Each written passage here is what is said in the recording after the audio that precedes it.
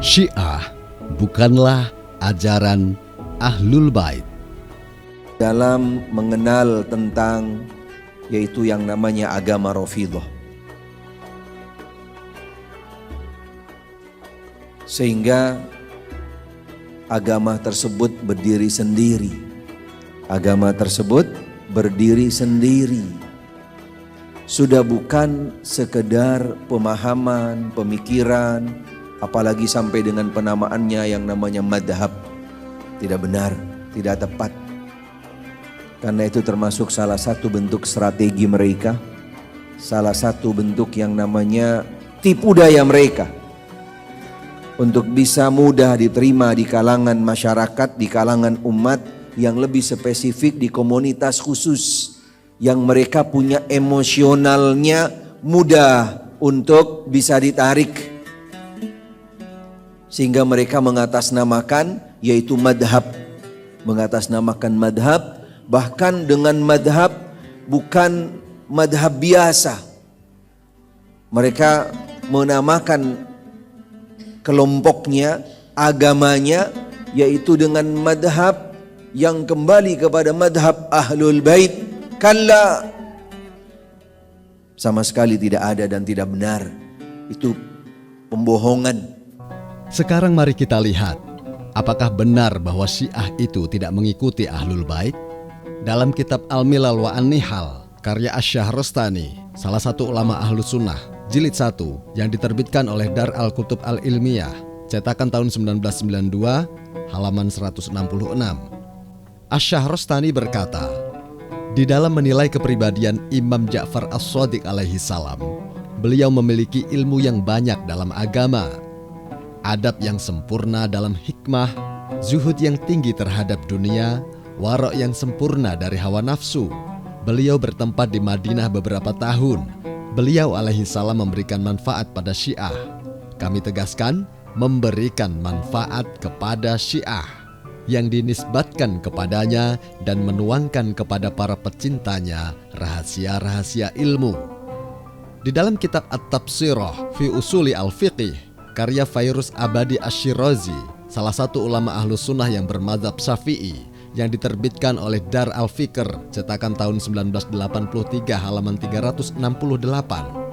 Asy-Syirazi yang bermadzhab Syafi'i berkata, kesempurnaan Ahlul Bait Rasulullah SAW bukan merupakan hujjah, yaitu bukan merupakan hujjah bagi kaum muslimin menurut Asy-Syirazi. Sedangkan Rafidhah berpandangan kesepakatan Ahlul Bait adalah hujjah.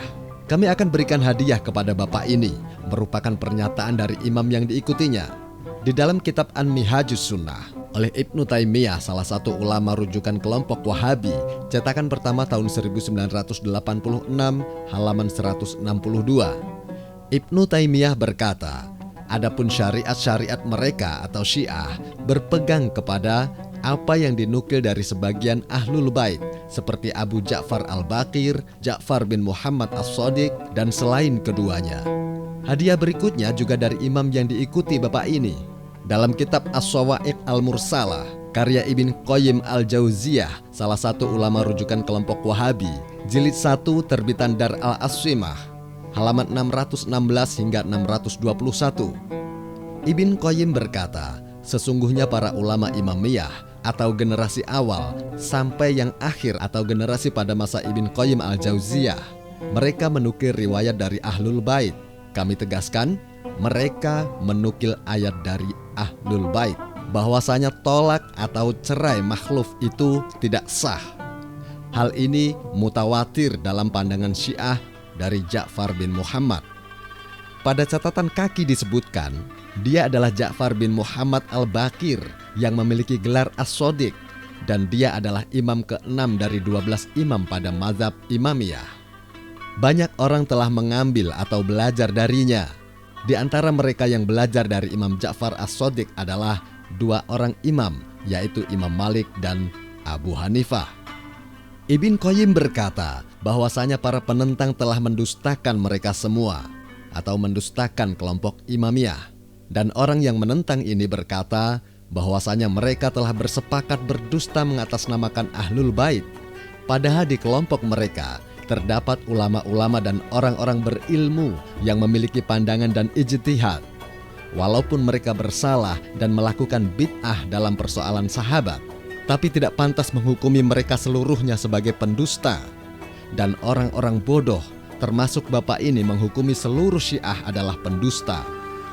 Penulis kitab-kitab Sahih Bukhari, Muslim, dan lain-lain telah meriwayatkan dari para perawi Syiah dan juga membawakan hadis-hadis mereka, yaitu periwayat-periwayat Syiah.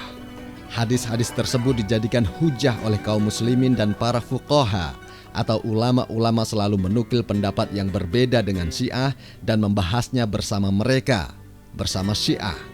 Dan orang-orang Syiah, walaupun mereka salah dalam beberapa persoalan, namun tidak mengharuskan seluruh yang mereka katakan itu menjadi salah, sampai kecaman seperti ini dinisbatkan kepada mereka. Pernyataan dari Asy-Syirrazi, Ibn Taimiyah, dan Ibnu Qayyim ini merupakan bukti bahwa kelompok Syiah mengambil ajaran dari Ahlul Bait. Semua fitnah tentang Syiah ini kami serahkan kepada para pemirsa di dalam menilainya.